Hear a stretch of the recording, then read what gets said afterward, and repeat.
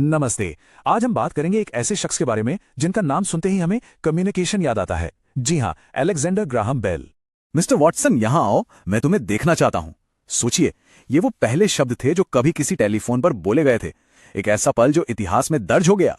लेकिन सवाल ये उठता है कि इस एक ऐतिहासिक पल तक पहुंचने का सफर कैसा था। आखिर क्या वजह थी कि कोई इंसान आवाज को तारों के जरिए भेजने के लिए इतना जुनूनी हो गया।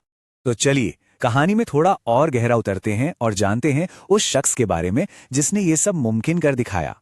बेल का जन्म हुआ था 1847 में स्कॉटलैंड में। और पता है, साउंड और स्पीच की समझ तो जैसे उनके खून में थी। उनके पिता और दादा दोनों ही एलोक्यूशन मतलब बोलने की कला और स्पीच साइंस के माहिर थे। अब देखिए, बेल की जिंदगी ना दो बिल्कुल अलग दुनियाओं के बीच थी। एक तरफ तो थी उनके परिवार की स्पीच साइंस में जबरदस्त महारत, और दूसरी तरफ एक बहुत बड़ी पर्सनल चुनौती थी। उनकी माँ और उनकी पत्नी दोनों ही सुन नहीं सकती थी। तो ये जो प्रोफेशनल नॉलेज और पर्सनल एक्सपीरियंस का मेल था, बस इसी ने उनके पूरे जीवन के काम को एक दिशा दी। और यही वो प्रेरणा थी जिसने उन्हें ऐसे आविष्कार करने के लिए आगे बढ़ाया जो सीधे सीधे साउंड से जुड़े थे। तो सबसे पहले जाहिर है हम बात करेंगे टेलीफोन की। साल था 1876। उन्होंने एक ऐसी डिवाइस बनाई जो साउंड वेव्स को आप कह सकते हैं एक तरह के इलेक्ट्रिकल करंट में बदल देती थी, और इसी वजह से आवाज तारों के जरिए एक जगह से दूसरी जगह जा सकती थी। हाँ, और इस काम में उनके असिस्टेंट थॉमस वॉटसन का भी बहुत बड़ा हाथ था। लेकिन एक मजेदार बात बताऊं, बेल खुद टेलीफोन को अपना सबसे बड़ा आविष्कार नहीं मानते थे। जी हाँ, उनके लिए एक और चीज थी जो इससे भी ज्यादा जरूरी थी। जानना चाहेंगे क्या? वो था फोटोफोन। 1880 में उन्होंने इसे बनाया। ये पहली ऐसी डिवाइस थी जो लाइट बीम्स यानी प्रकाश की किरणों का इस्तेमाल करके आवाज को बिना तार के भेज सकती थी, बिल्कुल वायरलेस। और ये कोई मामूली आविष्कार नहीं था, बिल्कुल नहीं।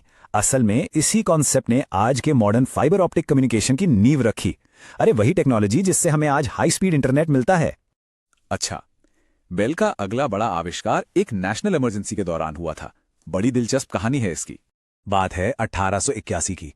अमेरिकी प्रेसिडेंट जेम्स गारफील्ड को गोली लग गई थी और डॉक्टर्स पता नहीं लगा पा रहे थे कि गोली शरीर में कहां फंसी है। तो बेल ने फौरन दिन रात एक करके एक ऐसी डिवाइस बनाने की कोशिश की जो मेटल को डिटेक्ट कर सके। बदकिस्मती से एक्सपेरिमेंट फेल हो गया। वजह थी प्रेसिडेंट के बिस्तर में लगे मेटल के स्प्रिंग्स। लेकिन इस कोशिश से एक नई टेक्नोलॉजी जरूर पैदा हो गई, मेटल डिटेक्टर।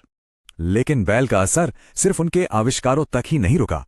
उनका प्रभाव साइंस और ह्यूमैनिटी पर कहीं ज्यादा गहरा था। जरा इस नंबर को देखिए, 50,000। ये क्या है?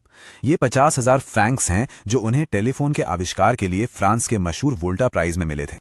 पर उन्होंने इस पैसे से कोई पार्टी नहीं की, नहीं, बल्कि उन्होंने इसे और ज्यादा इनोवेशन में लगा दिया।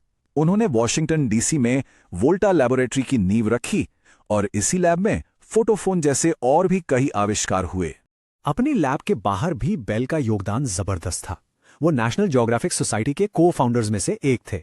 उन्होंने बधिर लोगों को बोलना सिखाने के लिए कई एसोसिएशन बनाए, और तो और हेलन केलर की पढ़ाई में भी उनका एक बहुत अहम रोल था।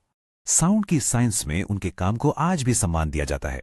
पता है, साउंड की इंटेंसिटी को मापने की जो यूनिट है, डेसिबल, डीबी, वो उन्हीं के सम्मान में रखी गई है। तो आखिर में अलेक्जेंडर ग्राहम बेल की विरासत सिर्फ हिस्ट्री के किताबों तक सीमित नहीं है। आज हमारे स्मार्टफोन्स, इंटरनेट से लेकर मॉडर्न हियरिंग एड्स तक हर जगह उनके काम के प्रिंसिपल्स मौजूद हैं। बेल ने इंसान की आवाज को एक जगह से दूसरी जगह पहुंचाने के लिए बिजली और रोशनी का इस्तेमाल किया। अब सोचने वाली बात यह है कि हम इंसानों के बीच कनेक्शन का अगला जरिया क्या होगा।